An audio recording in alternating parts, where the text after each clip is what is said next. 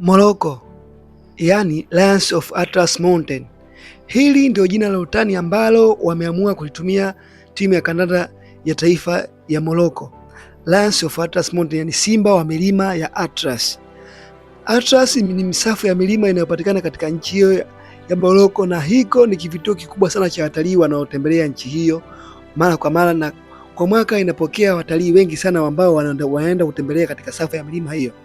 Ni milima iliyo katika safu mzuri iliyojipanga vizuri, na milima hiyo inaitwa milima ya Atlas.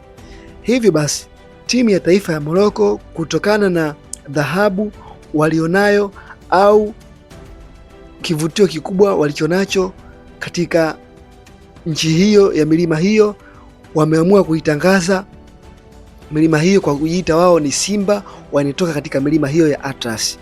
Hao ni Morocco ambao wanaamini kuwa kupitia timu yao ya taifa wanaweza kaitangaza milima yao na kuweza kuifanya kutembelea kwa watalii wengi kwa mwaka katika milima hiyo, na wao kujipa hamasa na wakaongezea neno simba, yaani simba ambao wanaishi katika milima hiyo ya Atlas.